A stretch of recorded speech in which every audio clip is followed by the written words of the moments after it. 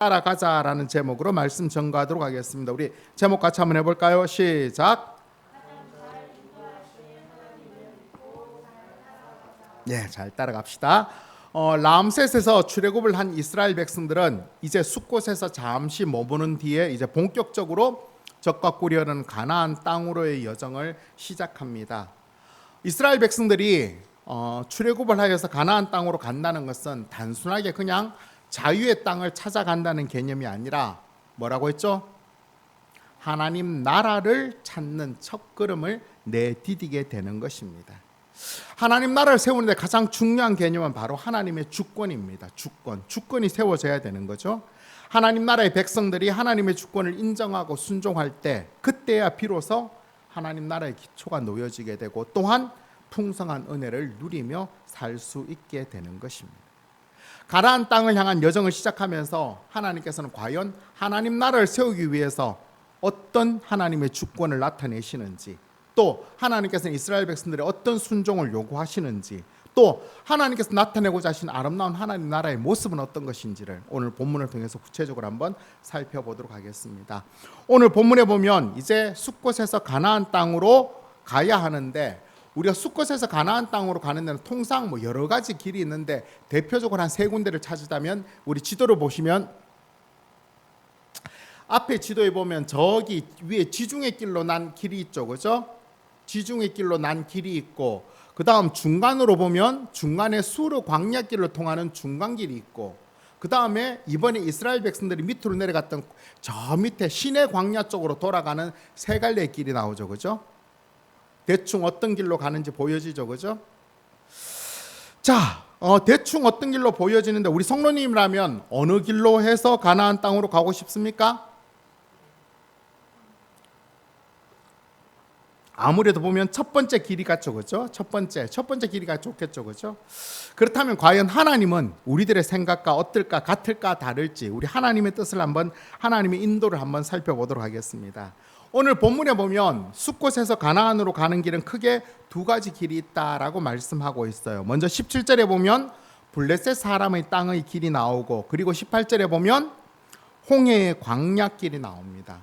과연 이 두 길은 어떤 차이가 있고 하나님께서는 어떤 길로 인도하시는지를 살펴보도록 하겠습니다. 먼저 살펴볼 것은 블레셋 사람의 땅의 길입니다. 오늘 본문 17절 우리 다시 한번 같이 읽어볼까요? 시작. 바로가 백성을 보낸 후에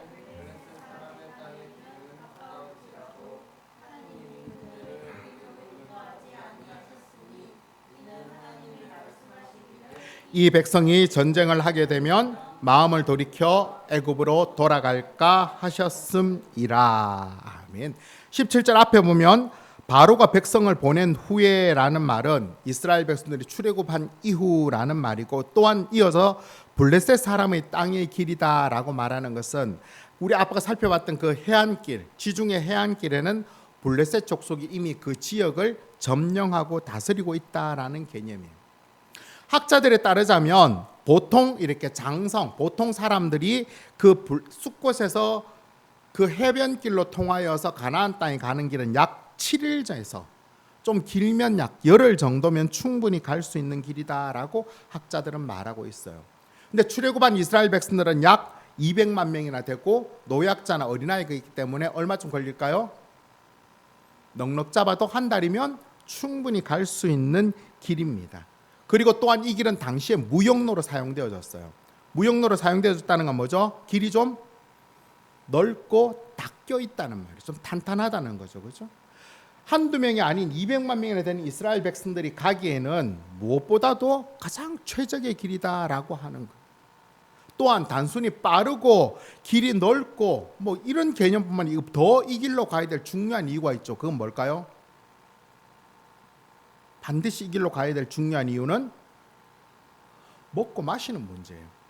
앞에 살펴봤듯이 최소한 며칠 걸린다고요? 최소 30일 정도라고 잡아도 200만 명이나 되는 인원이 30일 동안 먹고 마시는 것만 해도 얼마나 클까요? 얼마의 식량이 있어야 되고 얼마의 물이 있어야 될까요? 우리가 감히 상상도 할 수 없는 것일 것입니다. 더군다나 광야길로 그 길, 해안길로 올라가면서 어디 가서 뭘 살 수도 없는, 우리가 자주 그 연상을 시켜야 돼요. 대구 인구가 240만, 250만 명인데 대구 인구 전체가 어디 가서 뭔가를 빵을 산다. 가능할까요? 거기가 더 생수를 산다. 불가능한 일인 거예요. 그렇기 때문에 여러 가지 일들을 모든 거 다 종합해 볼 때 어떻게 하든지 이스라엘 백성들은 무슨 길로 가야 돼요? 해변길로 무조건 가야 되는 것입니다. 그런데 출애굽한 이스라엘 백성들을 인도하시는 하나님께서는 이 길로 이스라엘 백성들을 인도하지 않으셨어요. 왜 그러셨을까요? 그 이유는 오늘 본문 17절에 나오죠. 17절에 뭐라고 하고 있어요? 이 백성이 전쟁을 하게 되면 마음을 돌이켜 애굽으로 돌아갈까 하기 때문이다라고 말씀하고 있어요. 무슨 말이냐면 이스라엘 백성은 애굽에 430년 동안 노예의 삶을 살았어. 노예의 삶을. 그들은 노예의 삶으로 어떤 삶을 살았는지 구체적으로 알 수 없지만 우리 발표했던 출애굽기 앞부분에 이스라엘 백성들이 하는 주로 어떤 일들을 했어요? 출애굽기 2장에서 벽돌을 굽고 그 다음에 그냥 잡다한 일, 노예의 그런 삶을 살았던 것입니다. 허드렛 일을 하였던 거죠, 그렇죠? 그런데 블레셋 사람의 땅의 길이라는 것은 그 해변길은 이미 블레셋 족속이 차지하고 있었는데 이 블레셋 족속이라는 것은 학자들의 의견에 따르면 당시에도 철기 문화를 소유하고 있었던 민족이다라고 말하고 있어요. 그리고 굉장히 호전적이며 사나운 족속이며 전쟁에 능한 족속이었다라고 표현하고 있는 것입니다. 그런 블레셋 족속이 200만 명이나 되는 이스라엘 백성들이 자기 땅으로 올라오고 있어요. 내버려 둘까요? 절대로 안 내버려. 어떻게 해요? 당장 가서 전쟁을 치르죠, 그죠? 전쟁을. 그러면 이 둘이 전쟁을 붙으면 어떻게 될까요? 이스라엘은 박살나죠, 그죠? 아무것도 없어. 칼 하나도 없는 거예요. 기껏이 있어봐야 식칼이 있을까요? 식칼도 없을 거예요. 그렇게 해서 앞에 사람들이 막 블레셋에서 죽어 나가면 이 출애굽한 이스라엘 백성은 어떻게 할까요? 도망을 가야 되겠죠. 어디로 도망가요? 앞으로 가요? 뒤로 가요? 당연히 뒤로 가겠죠, 그죠? 앞으로는 못 가니까. 그러면 다시 애굽으로 돌아갈 수밖에 없는 것. 하나님께서는 이런 이스라엘 백성들의 모습을, 연약한 모습을 너무나 잘 알고 있었기 때문에 하나님은 이 길로 인도하지 않으셨다라고 말씀하고 있는 것입니다. 이게 첫 번째 길이고 두 번째 길은 홍해의 광야길인데 오늘 보면 18절 우리 같이 한번 다시 읽어볼까요? 시작. 그러므로 하나님이 자손이 애굽 땅에서 대열을 지어 나올 때에 이스라엘 백성들이 전쟁으로 인해 애굽 땅으로 돌아갈 것을 예상하신 하나님께서는 블레셋 사람의 땅의 길이 아닌 홍해의 광야길로 인도하셨다라고 말씀하고 있어요. 자, 그런데 여기서 우리가 알아야 되는 것은 하나님께서 인도하신 이 홍해의 광야길, 이 길이 쉬울까요? 편할까요? 굉장히 어렵습니다. 사실 우리는 이 광야라는 걸 경험해 보지 않았기 때문에 뭐라고 말하기는 참 그렇지만 우리가 그냥 상상만 생각해도 광야에는 첫째 뭐가 없어요? 첫째는 먹을 게 없고 그 다음에는 마실 물이 없는 곳이에요. 이스라엘 백성은 240만 명, 240만 명. 우리 좀 전에 지도에서 봤듯이 숫곳에서 해변길로 돌아가는 데가 한 30일 정도 잡힌다면 이 밑쪽으로 돌아서 가면 얼마나 잡힐까요? 최소 1, 2년 이상이에요. 그동안 이스라엘 백성들은 뭘 해야 돼요? 계속 먹어야 되고 계속 마셔야 되는 거예요. 하나님께서 이렇게 인도하셨지만 정말 대책이 없는 길입니다. 자, 그렇다면 하나님께서는 가깝고 빠르고 편한 블레셋 사람의 땅의 길로 인도하지 않으시고 왜 멀고 불편하고 불안한 홍해의 광야길로 인도하셨을까요? 왜 그러셨을까요? 아니, 우리 생각에 하나님이 애굽에서 내리신 10가지 재앙의 능력을 일으키신 분이라면 블레셋 사람도 쳐부실 수 있어요, 없어요? 충분히 박살 낼 수 있겠죠, 그죠? 그럼 그냥 그 길로 인도하면 되잖아요, 전쟁 안 보게. 그런데 왜 그 길이 말고 다른 이 험한 길로 인도하셨을까요? 이런 하나님의 인도가 이해가 되나요? 잘 이해가 안 되죠, 그렇죠? 이런 하나님의 인도를 이해하기가 참 어려울 뿐만 아니라 오늘 우리들의 삶도 잘 이해가 안 될 때가 참 많아요. 예를 들면 예수님을 열심히 믿고 예수 예배도 잘 드리고 봉사와 성경과 전도를 잘한다면 그런 사람의 삶은 하나님이 어떻게 주셔야 돼요? 좀 책임져 주셔야 되죠. 그렇죠? 적어도 예수님을 믿지 않는 친구들보다는 좀 더 잘 살게 해 주어야 되는데 현실은 그렇지가 않다는 것입니다. 현실은 오히려 그렇게 열심히 신앙생활하는 사람은 점점 더 힘들고 그냥 세상과 적당히 타협하며 적당히 죄짓고 그냥 요리조리 잘 사는 채세술이 강한 사람들이 세상에서 훨씬 더 잘 사는 것처럼 보여져요. 하나님께서는 왜 이렇게 사람들을 인도하시는 것일까요? 아니, 하나님이 공의와 정의의 하나님이라면 예수님 믿는 사람, 하나님 믿는 사람 잘 되게 해주고 안 믿는 사람 박살내야 되고 잘 믿는 사람은 좀 좋은 길로 인도하고 안 믿는 사람 좀 나쁜 길로 인도해야 되는데 그 반대가 되어지는 거예요. 하나님 왜 그러실까요? 그 이유는 단 한 가지, 바로 하나님께서 그들의 아버지가 되시기 때문에 그래요. 이유가 뭐라고요? 하나님께서 그들의 아버지가 되시기 때문에 그렇다는 것입니다. 하나님께서는 예수님을 믿고 구원을 받아 하나님의 자녀가 된 자들을 어떻게 해서든지 하나님의 자녀로 온전하고 부족함이 없는 하나님의 사람으로 성숙시키려고 하시기 때문입니다. 성숙시키기 위해서는 어떻게 해야 돼요? 당연히 연단을 받아야 되고 때로는 징계를 받아야 되면서 자라가야 합니다. 그래야지만 하나님의 자녀로 제대로 자라갈 수 있게 되는 거죠. 그렇잖아요, 그죠? 자식이 귀하다고, 야 공부 안 해도 돼, 아빠 돈 많아.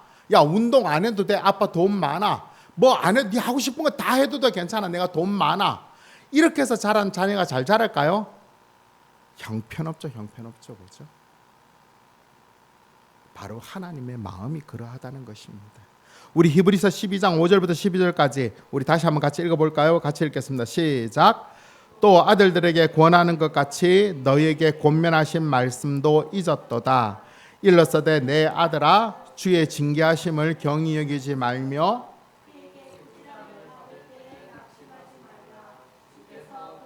사랑하시는 자를 징계하시고 그가 받아들이시는 아들마다 채찍질 하심이라 하였으니 너희가 참음은 징계를 받기 위함이라. 하나님이 아들과 같이 너희를 대우하시나니 어찌 아버지가 징계하지 않는 아들이 있으리요. 징계는 다 받는 것이거늘 너희에게 없으면 사생자요 친아들이 아니니라. 또 우리 육신의 아버지가 우리를 징계하여도 공경하였거든 하물며 모든 영의 아버지께 더욱 복종하며 살려 하지 않겠느냐. 그들은 잠시 자기의 뜻대로 우리를 징계하였거니와 오직 하나님은 우리의 유익을 위하여 그의 거룩하심에 참여하게 하시느니라. 무릇 징계가 당시에는 즐거워 보이지 않고 슬퍼 보이나 후에 그로 말미암아 연단 받은 자들은 의와 평강의 열매를 맺느니라. 그러므로 피곤한 손과 연약한 무릎을 일으켜 세우고 너희 발을 위하여 곧은 길을 만들어 저는 다리로 하여금 어그러지지 않고 고침을 받게 하라. 아멘. 이 히브리서 말씀은 왜 이 히브리서를 썼는지를 꼭 기억하라고 했죠, 그죠? 하나님께서 히브리서를 왜 썼다고 했어요? 네, 늘 새롭죠, 그죠? 예수님을 믿었는데 너무 세상에서 예수님 믿는 자로 살아가기가 어려운 거예요. 막 힘듦이 오는 거예요. 그래서 이 예수님을 계속 믿어야 될까 말아야 될까 고민하는 자들을 위해 쓴 게 히브리서예요. 하나님께서 이 부분을 거의 정리하고 계시는 거예요. 하나님께서 그럼에도 불구하고 예수님을 굳건히 믿어야 될 이유가 뭐라는 거예요? 하나님이 너희들을 아들과 같이 대우하시기 때문이라는 것입니다. 우리 육신의 아버지도 자식을 정말 사랑한다면, 자식이 바르게 되기를 원한다면 뭐 한다는 거예요? 채찍질하면서 아들을 바른 길로 인도한다는 거예요. 왜? 가만히 내버려 두면 엉뚱하게 죄 짓는 길로 갈 수밖에 없으니까. 지 편한 대로 살 수밖에. 그래서는 사람 꼴이 안 되니까. 그래서 징계를 받을 때는 슬프고 아프고 힘들지만 그 기간이 끝나서 제대로 자라기만 하면 의와 평강의 열매가 있다는 거예요. 하나님께서 이스라엘 백성들을 빠르고 편한 길로 인도하지 않으시고 왜 멀고 험하고 힘든 그 광야길로 인도하셨는지, 바로 하나님의 마음이 그들의 마음이라는 것입니다. 이스라엘 백성들을 아들과 같이 대우하면서 자라가게 하기 위함인 것이라는 것입니다. 오늘 우리들도 마찬가지입니다. 예수님을 믿고 구원을 받아 하나님의 자녀가 된 우리들도 전지전능하신 하나님의 아들과 같이 우리를 대우해 주시려고 어쩔 수 없이 고난의 길을 걷게 하신 것입니다. 그게 우리가 이렇게 하는 과정을 거쳐야지만 하나님의 사람으로 제대로 걸어갈 수 있는 거예요. 우리는 하나님 아니에요. 그냥 하나님 저에게 다 해주셔도 저 잘 자라갈 수 있어요. 우리는 그렇게 이야기하겠죠, 그죠? 하나님 고난 필요 없고 힘든 거 필요 없고 그냥 잘 되게 해주시면 제가 알아서 잘할게요. 아니에요. 우리보다는 하나님이 우리를 더 잘 알고 계시는 거예요. 이제 왜 우리는 전지전능하신 하나님을 믿는데, 그런 하나님을 아버지로 믿고 신앙생활 하는데 왜 이리 힘들고 일이 잘 풀리지도 않고 고통 가운데서 힘들어하는 시간들을 보내는지 그 이유를 분명히 아시겠죠. 우리가 걸어가야 돼. 우리가 이겨내야 될 길이라는 것입니다. 우리는 하나님의 생각과 뜻과 계획들을 다 알 수가 없습니다. 우리 그렇게 찬양했죠, 그죠? 크신 계획 다 볼 수도 없고 작은 고난에 지쳐도, 그러나 견디고 버티다 보면 우리가 하나님의 사람으로 온전해지는 것입니다. 하지만 우리가 분명히 기억해야 되는 건 뭐죠? 우리가 믿고 있는 하나님은 우리들의 가장 좋은 것을 주신다는 분이라는 그 분명한 믿음이 있다면 우리는 어떤 상황, 어떤 형편에서든지 우리의 믿음이 흔들리지 아니하고 다시 일어설 수 있는 것입니다. 이번 한 주간 하나님 향해서 다시 우리들의 마음들을 새롭게 합시다. 피곤한 손과 연약한 무릎을 일으켜 세워서 더 당당히 믿음의 길을 걸어가는 그런 저와 여러분 되시기를 간절히 바랍니다. 아멘. 자, 한 가지 더 살펴보기 원하는 것은 오늘 본문에 나오는 요셉의 유골입니다. 오늘 보면 19절, 우리 다시 한번 같이 읽어볼까요? 19절 시작. 모세가 요셉의 유골을 가졌으니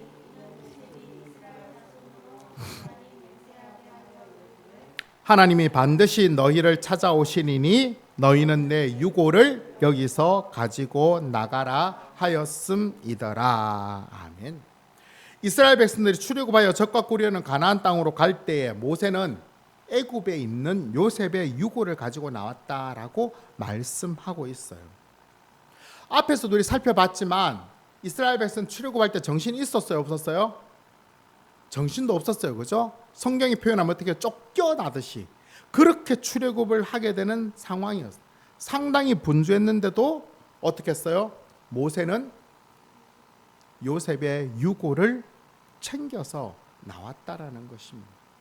왜 그랬다는 거예요? 옛날에 요셉이 이스라엘 백성들과 한 약속 때문에 그랬다는 거예요. 어떤 약속? 우리 창세기 50장 24절부터 26절까지 같이 읽겠습니다. 시작. 나는 죽을 것이나 하나님이 당신들을 돌보시고 당신들을 이 땅에서 인도하여 내사 아브라함과 이삭과 야곱에게 맹세하신 땅에 이르게 하시리라 하고, 요셉이 또 이스라엘 자손에게 맹세시켜 이르기를 하나님이 반드시 당신들을 돌보시리니 당신들은 여기서 내 해골을 메고 올라가겠다 하라 하였더라. 요셉이 110세의 죽음에 그들이 그의 몸에 향재료를 넣고 애굽에서 입관하였더라. 아멘. 요셉으로 인하여서 야곱과 그의 모든 자손 70명은 애굽으로 내려왔습니다. 당시에는 가뭄으로 인해서 어쩔 수 없이 야곱과 그의 70명의 가족들이 내려올 수밖에 없었죠, 그렇죠? 또 하나님은 그 기회를 통하여서 애굽에서 이스라엘 백성들이 엄청 많은 하나님의 백성으로 번성하도록 하나님 세워주셨습니다. 그때 요셉이 이제 마지막 죽을 때 요셉이 고백한 내용이에요. 뭐라 고백해요? 야, 너희들이 지금은 이 땅에 있지만 언젠가는 하나님이 다시 너희들에게 찾아오셔서 너희들 어디로 인도한다? 다시 가나안 땅으로 너희를 데리고 가실 거야. 왜? 그 땅을 하나님께서 주신다고 약속하셨기 때문에. 보통 이때 요셉이 계급이 직총리라고 했죠, 그죠? 어마무시한 나라의 총리였어요. 그러면 보통은 죽을 때 뭐라고 요원해야 될까요? 야, 내 백을 믿고 이 땅에서 너희들 빨리빨리 뿌리 내려야 돼. 구석구석 박혀서 너희들이 잘 먹고 잘 살도록 이 땅에서 큰 세를 이루어, 이렇게 말할 텐데 요셉은 그렇게 하지 않았다는 거예요. 너희들이 반드시 가게 될 거야. 그때 내 해골을 꼭 가지고 가라라고 약속해 달라라고 했어요. 당시 주위에 있던 많은 사람들은 약속을 했을까 안 했을까요? 했겠죠, 그죠? 죽어가는데 예, 알겠습니다라고 하고 약속을 했을 거예요. 그로부터 몇 년이 지났어요? 430년이 지났어요. 430년. 그 약속이 온전히 지켜졌을까요? 사실 어렵죠, 그죠? 뭔가 문서로 남길 수도 없고. 또 중요한 건 뭐예요? 요셉이 죽고 난 다음에 이스라엘 백성들의 대우가 어때요? 점점 떨어져요. 그리고 심지어는 노예까지 되어져요. 심지어는 어디까지 떨어져요? 인구가 많다고 남자아이가 나면 남자아이를 죽이는 지경까지 이르게 되는 거예요. 그때도 모세는 뭘 기억했어요? 요셉의 이 말을 기억했다는 거예요. 어떻게? 하나님께서 약속하신 그 모세의 유언이 요셉의 유언이 성취되어질 것을 믿었다는 것입니다. 자, 그렇다면 하나님께서는 왜 모세를 통하여 요셉의 유고를 이스라엘 백성들로 함께 출애굽하게 하셨을까요? 그것은 상징적인 거예요. 어떤 상징적인 거예요? 앞으로 이스라엘 백성들이 믿어야 할 하나님은 비록 430년이 지났지만 반드시 하나님의 때에 하나님의 방법으로 하나님 약속하신 것을 이루신다는 것을 보여주시는 분임을 상징적으로 나타낸 거예요. 하나님은 이렇게 인도하셔라고 보여주신 거예요. 또한 하나님께서는 요셉의 믿음에 응답해 주셨습니다. 그때 당신 어땠어요? 아무것도 보이지 않았어요. 하나님께서 약속하실 것을 믿을 수 있는 근거기가 아무것도 없음에도 불구하고 요셉이 믿음으로 고백했을 때 하나님께서 그 일을 기어코 이루어 주신 것입니다. 우리가 믿고 있는 하나님, 우리가 그 하나님을 똑바로 믿어야 되는 것들. 왜? 하나님의 한 번 약속, 하나님께서 한 번 하신 말씀은 결코 없어지지 않고 반드시 우리 가운데 이루어지기 때문에 그래요.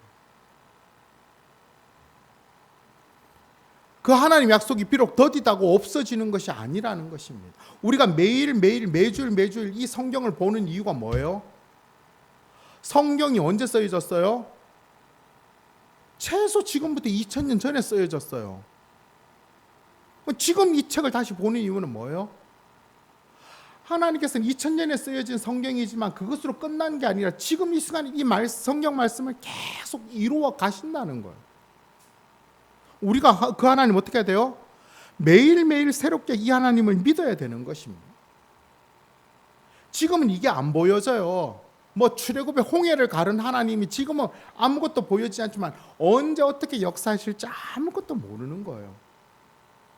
우리는 믿음의 눈으로 그 하나님을 바라보면서 하나님 약속을 붙잡고 가는 거예요. 이 성경에서 하나님께서 우리들이 약속하신 것이 뭐예요? 우리가 이 땅에 사명을 다한 후에 때가 되면 저 천국에서 영원한 하나님께 살 것이라는 거예요.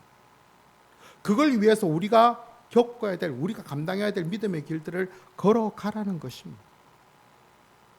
우리는 그 하나님의 약속을 분명히 믿고 한 걸음 한 걸음 내디뎌 가는 것입니다. 이 말씀을 보면서 그렇게 한 걸음 한 걸음 내디디는 것입니다. 이번 한 주간 우리가 그 하나님을 분명히 믿고 우리가 순종해야 될 말씀들 하나하나 꼭 기억하면서 우리 삶 가운데 하나님 되심을 하나씩 하나씩 실천하며 나타내므로 기어코 하나님 약속이 이루어질 그날에 그 약속의 주인공으로 세워지는 그런 저와 여러분 되시기를 간절히 바랍니다. 아멘. 마지막으로 살펴볼 것은 오늘 본문 끝에 나오는 구름 기둥과 불 기둥입니다. 오늘 본문 20절부터 22절까지 우리 같이 읽어볼까요? 시작. 그들이 숫곳을 떠나서 광야 끝 에담의 장막을 치니 여호와께서 그들 앞에서 가시며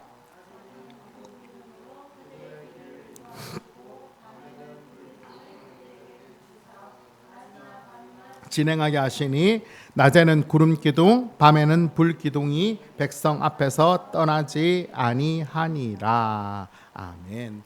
이스라엘 백성들이 출애굽하고 난 다음에 이제 광야 홍해 광야길로 걸어가야 되는데 그 광야길 동안 하나님께서 어떻게 하셨다고요? 낮에는 구름 기둥으로 밤에는 불 기둥으로 이스라엘 백성들을 인도하셨다는 것입니다. 자, 그렇다면 이 불 기둥과 구름 기둥의 의미는 도대체 뭘까? 첫 번째 의미는 뭐냐면 바로 하나님의 임재의 상징이고 인도의 상징이라는 것입니다. 무슨 말이냐면 광야길을 걸어가는 이스라엘 백성들에게 가장 두려운 것이 뭘까요? 여러분 한번 생각해 보세요. 광야 그냥 잘 기억이 안 나면 사막에서 제일 두려운 게 뭘까요? 방향을 놓치는 거예요. 그렇죠? 방향을 놓치면 끝인 거예요. 그 자리에서 계속 맴돌다가 죽을 때까지 맴도는 것이 광야이고 사막일 따름인 것입니다. 그런데 하나님께서 어떻게 하신다는 거예요? 구름 기둥과 불 기둥으로 이스라엘 백성들이 걸어가야 될 방향의 길을 제시해 주시는 것입니다. 그래서 그 길로 걸어가면 살 길을 열어주신 도로 하나님께서 이스라엘 백성들 지금 함께 하신다는 것을 보여주시는 것입니다. 그렇다면 오늘 우리들에게 있어서 이 구름 기둥과 불 기둥은 뭐예요? 바로 성경, 하나님의 말씀인 것입니다. 구름 기둥과 불 기둥이 사막에 있는 이스라엘 백성들을 인도하는 방향을 제시했다면 성경은 뭐예요? 죄로 가득하고 죄로 왜곡되어진 이 세상에서 우리가 어떻게 살아가야 될지에 대한 방향을 제시하는 것이 바로 성경이라는 것입니다. 이스라엘 백성들이 구름 기둥과 불 기둥을 바라보며 나아갔겠죠. 그렇죠? 아무리 구름 기둥과 불 기둥이 있어도 구름 기둥과 불 기둥을 안 보면 방향을 찾아요? 못 찾아요? 못 찾는 것처럼 성경이 우리들의 분명한 길이요 등이 됨에도 불구하고 성경을 안 보면 하나님 원하시는 방향으로 살아갈 수가 없는 거예요. 어떻게 해서든지 이 성경을 통하여서 우리를 인도하시는 그 하나님의 인도와 또한 성경을 통하여 하나님 우리의 삶 가운데 임재하고 계시다는 것을 우리는 분명히 알아야 돼요.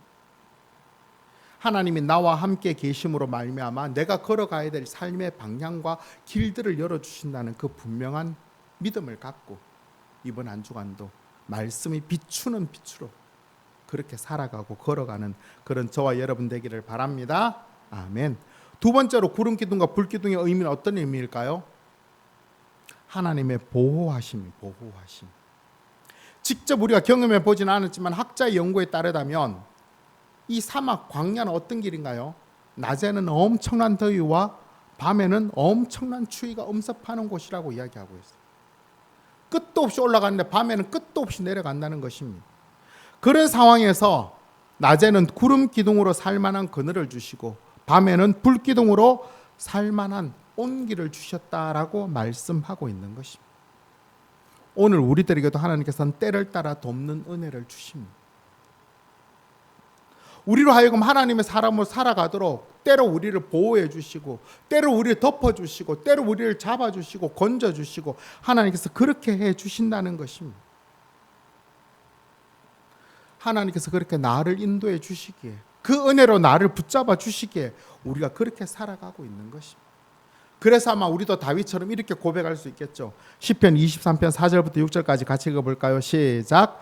내가 사망의 음침한 골짜기로 다닐지라도 해를 두려워하지 않을 것은 주께서 나와 함께 하심이라. 주의 지팡이와 막대기가 나를 안위하시나이다. 주께서 내 원수의 목전에서 내게 상을 차려주시고 기름을 내 머리에 부으셨으니 내 잔이 넘치나이다. 내 평생의 선하심과 인자하심이 반드시 나를 따르리니 내가 여호와의 집에 영원히 살리로다. 아멘. 내가 사망의 음침한 골짜기로 다닐지라도 해를 두려워, 이 해는 상처를 이야기해요, 그죠? 해를 두려워하지 않을 것은 주께서 나와 함께 하심이라. 자, 여러분 한번 생각해 보세요. 하나님께서 나와 함께 하세요. 하나님께서 나와 함께 하신다면 내가 걷는 길은 어떤 길이 되어야 될까요? 사망의 엄침한 골짜기가 되어야 될까요? 아니면 평평탈로 그런 대로가 되어야 될까요?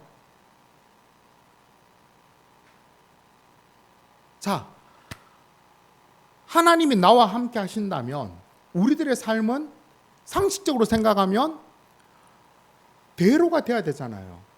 그런데 하나님 우리 계세요? 사망의 엄침한 골짜기 내가 있다는 거예요. 왜? 하나님 나의 아버지가 되셔서 내가 반드시 그 길을 거쳐서 온전한 하나님의 사람이 되게 하기 위해서. 이게 좀 이율배반이잖아요. 어릴 때는 이게 잘 이해가 안 돼요, 그죠? 자, 예를 들면 이런 거예요. 우리 집이 재벌이에요, 재벌. 재벌인데 지금 아이가 정말 사랑하는 아들이, 외동아들이 있는데 외동아들이 초등학교에 처음 입학을 해요. 그러면 학교에 어떻게 데려다 줘야 돼요? 집에 있는 롤스로이스 꺼내가지고 학교에 앞에 이 아들을 갖다 줘야 돼요? 그렇게 할 수 있죠, 물론. 그런데 그렇게 안 해요, 부모. 정상적인 부모라면. 왜? 그렇게 하면 이 아이는 아직 평생 왕따가 되는 거예요. 제대로 못 자라는 거예요. 그냥 그 아이가 아침에 일어나서 가방 메고 학교로 걸어가도록 내버려 두는 거예요. 아이는 처음에는 정말 이해가 안 될 거예요, 그죠? 아니, 우리 집이 이렇게 잘 사는데, 우리 집이 이렇게 대박인데 왜 내가 이렇게 아침마다 걸어 다니면서 고생을 해야 되지? 하지만 그 아이가 정말 제대로 철이 들었다면 어느 정도 자라면 알겠죠. 아, 왜 그렇게 했는지. 전능하신 하나님. 이스라엘 백성들이 그렇게 생각하지 않았을까요? 아니, 하나님 우리와 함께 하신다면 그냥 불기둥 구름기둥 말고 어디로 인도하면 돼요? 해변길로 인도하면 돼, 해변길로. 그러면 모든 문제가 다 해결되는 거예요. 근데 왜 하필 광야길로 인도해가지고 거기서 구름기둥과 불기둥을 주냐고요. 잘 이해가 안 되죠. 하지만 하나님의 우리를 단련시키고 훈련시키는 하나님의 인도를 생각하면 달라지는 거예요. 오늘 우리들의 삶도 마찬가지예요. 하나님이 나를 사랑하신다면 뭔가 좀 잘되고 좀 좋은 데 서야지. 내가 지금 삶이 힘들고 어렵고 불편하고 고통스러우면 하나님이 나와 안 도와주시는 거고 나와 함께 하지 않는 증거라고 할 수 있잖아요. 근데 그게 아니라는 거예요. 하나님은 분명히 우리와 함께 하시고 우리를 도와주시고 우리를 인도해 주시고 우리와 동행하심에도 불구하고 내 자리는 어디가 될 수 있어요? 사망의 엄침한 골짜기가 될 수 있다고. 왜? 우리가 다 이해할 수 없지만 하나님의 크신 계획 때문에. 주의 지팡이가 막대기가 우리를 지켜주시는 것입니다. 또 사망의 엄침한 골짜기뿐만 아니라 원수의 목전, 원수의 눈앞에도 우리가 서 있게 해주신다는 거예요. 그럼에도 불구하고 우리의 상을 차려주시고, 이 상은 말씀드렸죠, 그죠? 이 상이 뭐 어떤 상이에요? 원수에게 받는 이렇게 뭐 무슨 상장이 아니고 밥상이에요, 밥상. 밥상을 받게 해주신다고요. 내 잔이 넘치도록 채워주신다는 것입니다. 항상 앞서서 우리를 지키고 보호하시고 인도하신 하나님, 그 하나님의 계획과 뜻을 우리가 다 알지 못해서 때로 속상하고 답답하고 아프고 힘들다는 것까지도 하나님 다 알고 계세요. 그럼에도 불구하고 반드시 그 길을 걸어가야 하기에, 훈련되어져야 하기에 하나님께서 그 길을 우리와 함께 걸어가시는 것입니다. 함께.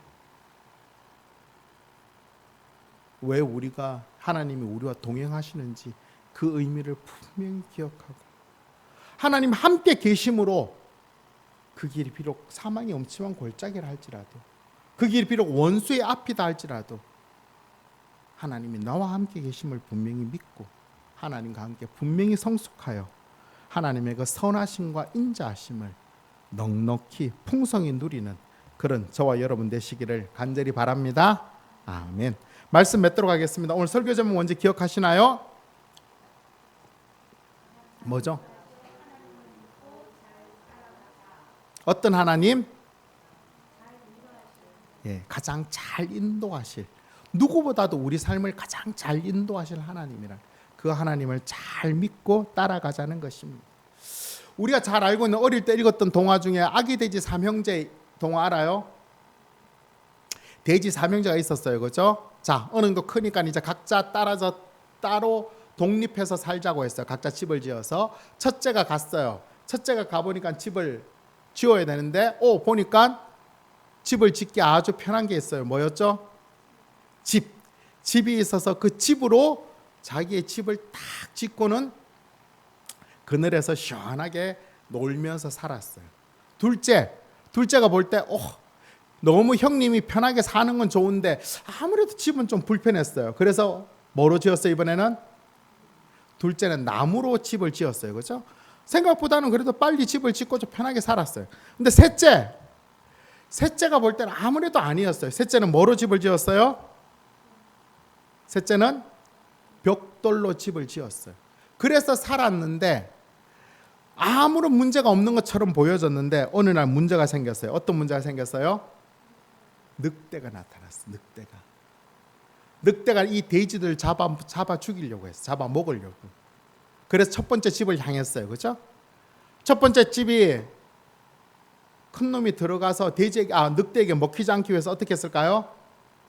집에 들어가서 문을 꼭꼭 잠그고 숨었겠죠. 그죠? 하지만 어떻게 했어요? 늑대가 후 하고 보니까 집이 다 날아가 버려요. 첫째가 빨리 도망쳤어요. 어디로?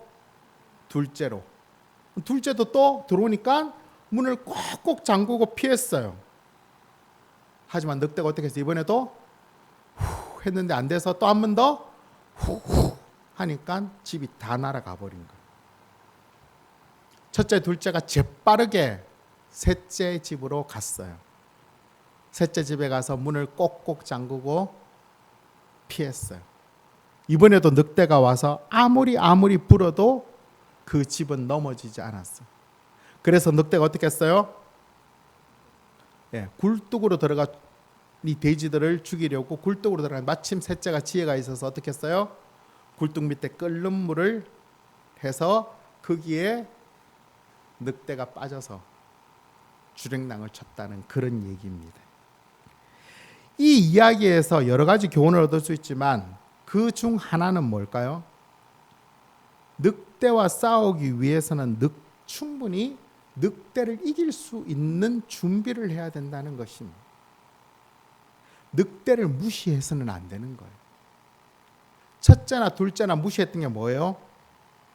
쉽고 빠르게 집을 짓는 것이 중요한 게 아니라 늑대를 어떻게 지켜내고 늑대로부터 나를 보호할 수 있는가를 생각해야 되는데 그걸 생각하지 않고 빠르고 쉬운 것만 생각하다 결국 잘못했으면 늑대의 먹이가 될 뻔했던 것입니다.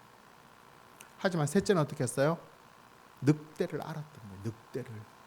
그래서 비록 시간은 더디 걸렸고 힘들고 어렵지만 그 집을 든든히 지음으로 어떻게 했어요? 늑대로부터 살아날 수 있었던 거예요. 또 자기뿐만 아니라 첫째, 둘째도 살렸던 거예요. 하나님께서 이스라엘 백성들을 인도하셨던 것도 마찬가지입니다.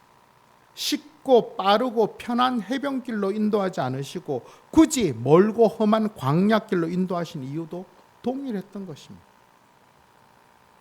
이스라엘 백성들은 지금 단순하게 자유의 땅을 찾아가는 게 아니라 뭐라고 했어요? 하나님 나라를 세우기 위해 가는 거예요. 하나님 나라를 세우기 위해서는 반드시 하나님 나라와 반대되는 죄의 나라, 사탄의 나라의 백성들과 영적인 전쟁을 벌여야 되는 거예요. 그런데 그 영적인 전쟁은 그냥 가만히 있으면 이길 수 있나요? 아니에요. 자라야 되는. 어떻게? 하나님을 전적으로 믿고 신뢰하고 하나님의 역사 앞에 순종하며 나아갈 때 영적으로 자라가는 것입니다. 그러기 위해서는 반드시 광야의 훈련이 필요했던 거예요. 그 광야의 기간 동안 하나님을 전적으로 의지하고 신뢰할 수 있는 법을 훈련받아서 가나안 땅에 들어갈 때 승리해서 그 땅에서 계속 평안을 누리도록 하나님께서 인도하셨던 것입니다. 이것이 하나님의 계획이셨어요. 오늘 우리들을 인도하시는 하나님의 인도도 마찬가지입니다. 우리 삶을 인도하시는 하나님의 인도도 마찬가지입니다. 때로 너무 속상할 때가 많죠. 근데 우리가 하나님을 위해서, 내가 하나님을 위해서 내가 얼마나 열심히 사는데 일주일 빠지지도 아니하고 제가 헌금하고 예배드리고 봉사하고 할 수 있는 대로 하는데 하나님 왜 이렇게 내 삶은 힘들어요? 왜 예수 안 믿는 사람들은 저렇게 잘 나가고 재밌고 성성장구하고 살아가는 것처럼 보이는데 내 삶은 왜 이렇게 자꾸 더디고 불안하고 자꾸 뭐가 꼬이는 것 같고 자꾸 우회되는 것만 같아요? 이렇게 불평할 수 있습니다. 하지만 우리가 오늘 말씀을 우리가 분명히 하나님 말씀이라고 받아들인다면 이제는 우리가 그렇게 불평해서는 안 되죠. 그렇죠? 다 나를 하나님의 자녀로 온전히 세우기 위한 것인 것입니다. 어떤 상황에도 하나님의 사람으로 든든히 세우기 위하여서 하나님께서 나에게 이 과정, 이 길을 걷게 하신 것입니다. 우리는 그렇게 이야기해요. 하나님 괜찮아, 내가 할 수 있어. 아니요, 우리 못해요. 안 되기 때문에 그러는 거예요. 열심히 주어진 삶 속에서 하나님을 하나씩 알아가고 하나님과의 관계 속에서 하나님과 소통하고 하나님 주시는 그 은혜들을 우리가 누리면서 살아갈서 우리가 성장하기만 하면 되는 거예요. 우리가 잘하기만 하면 하나님이 얼마든지 우리들에게 축복해 주시고 우리들이 가장 좋은 길로 인도하시는 것입니다. 우리가 안 자랐는데, 우리가 아직 할 수 있는 게 없는데 뭐든지 달라고만 해서는 아무런 답이 나오지 않는 것입니다. 우리를 사랑하셔서 가장 좋은 것을 주시기를 기뻐하시고 가장 합당한 길로 인도하실 하나님을 우리가 믿읍시다. 우리 삶은 누가 가장 잘 인도해요? 누가 가장 잘 인도해요? 하나님이 가장 잘 인도해요. 우리 삶은 누가 가장 잘 알아요? 하나님이 가장 잘 알아요. 내가 내 자신을 가장 잘 아는 것처럼 보이는데 아니에요. 하나님이 우리를 가장 잘 알아요. 그리고 가장 잘 아시는 하나님께서 가장 잘 인도하십니다. 우리는 그 하나님을 믿고 순종하며 나아가는 것입니다. 이번 한 주간 어떤 길을 걸어가든지 하나님의 길을 선택하고 하나님이 기뻐하시는 하나님의 사람으로 성숙하는 그 길을 걸어가서 하나님께서 우리 약속하신 그 풍성한 은혜들을, 그 넉넉한 하나님의 축복들을 받아 누리게 부족함이 없는 하나님의 사람으로 세워지는 그런 저와 여러분 되시기를 예수님의 이름으로 축원합니다. 아멘. 자, 오늘 말씀 생각하며 부르기를 원하는 찬양은